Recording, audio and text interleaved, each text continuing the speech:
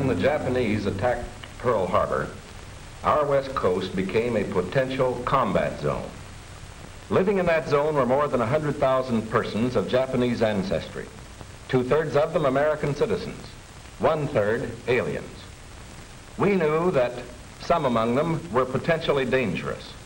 Most were loyal, but no one knew what would happen among this concentrated population if Japanese forces should try to invade our shores.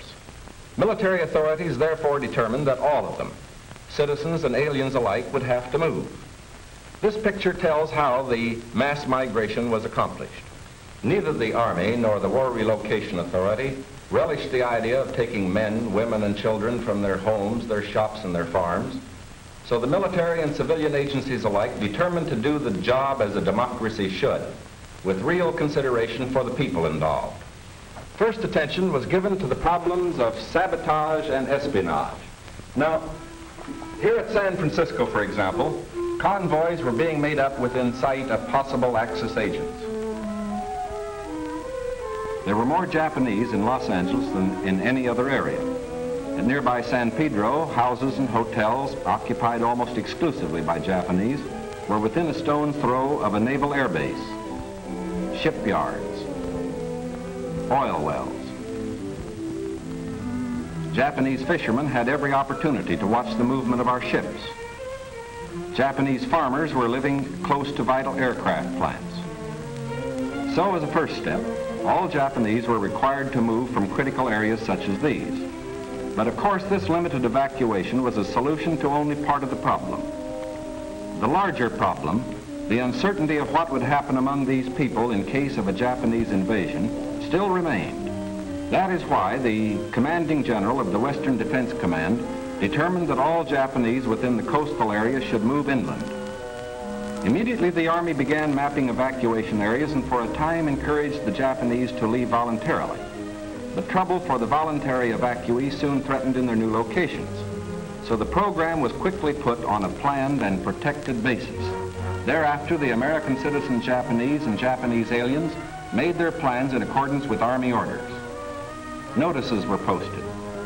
All persons of Japanese descent were required to register. They gathered in their own churches and schools, and the Japanese themselves cheerfully handled the enormous paperwork involved in the migration.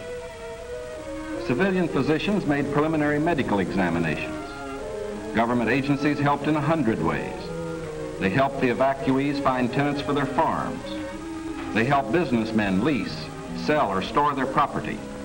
Now, this aid was financed by the government, but quick disposal of property often involved financial sacrifice for the evacuees.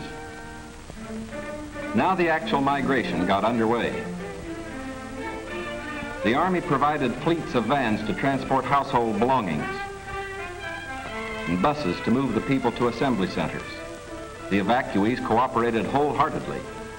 The many loyal among them felt that this was a sacrifice they could make in behalf of America's war effort. In small towns as well as large, up and down the coast, the moving continued.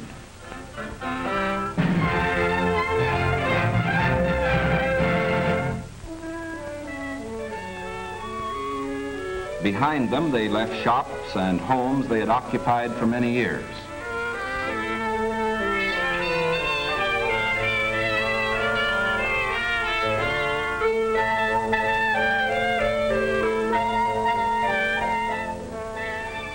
Their fishing fleets were impounded and left under guard. Now they were taken to racetracks and fairgrounds where the Army almost overnight had built assembly centers. They lived here until new pioneer communities could be completed on federally owned lands in the interior. Santa Anita Racetrack, for example, suddenly became a community of about 17,000 persons. The Army provided housing and plenty of healthful, nourishing food for all. The residents of the new community set about developing a way of life as nearly normal as possible. They held church services, Protestant, Catholic, and Buddhist. They issued their own newspaper, organized nursery schools, and some made camouflage nets for the United States Army. Meanwhile, in Arizona, Utah, Colorado, Wyoming, and elsewhere, quarters were being built where they would have an opportunity to work and more space in which to live. When word came that these new homes were ready, the final movement began.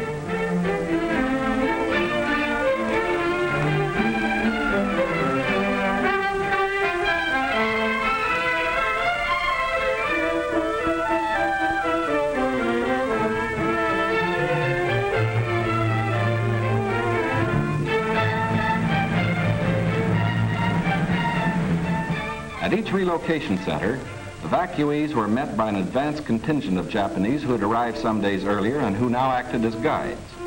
Naturally, the newcomers looked about with some curiosity. They were in a new area, on land that was raw, untamed, but full of opportunity. Here they would build schools, educate their children, reclaim the desert. Their own physicians took precautions to guard against epidemics. They opened advanced Americanization classes for college students, who in turn would instruct other groups.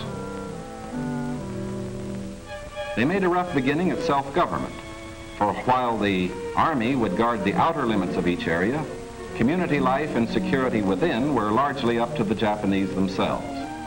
They immediately saw the need for developing civic leaders.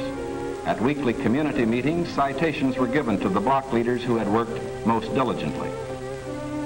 Special emphasis was put on the health and care of these American children of Japanese descent.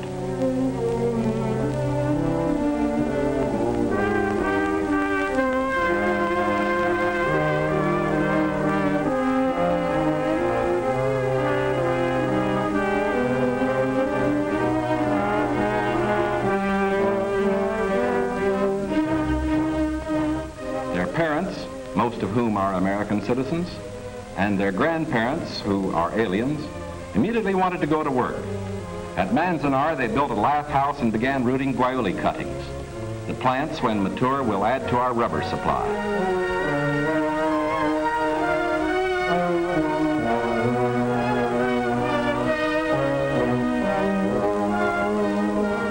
At Parker, they undertook the irrigation of fertile desert lands. Meanwhile, in areas away from the coast and under appropriate safeguards, many were permitted to enter private employment, particularly to work in sugar beet fields where labor was badly needed. Now, this brief picture is actually the prologue to a story that is yet to be told. The full story will begin to unfold when the raw lands of the desert turn green, when all adult hands are at productive work on public lands or in private employment. It will be fully told only when circumstances permit the loyal American citizens once again to enjoy the freedom we in this country cherish, and when the disloyal, we hope, have left this country for good. In the meantime, we are setting a standard for the rest of the world in the treatment of people who may have loyalties to an enemy nation. We are protecting ourselves without violating the principles of Christian decency. And we won't change this fundamental decency no matter what our enemies do. But of course, we hope most earnestly that our example will influence the Axis powers in their treatment of Americans who fall into their hands.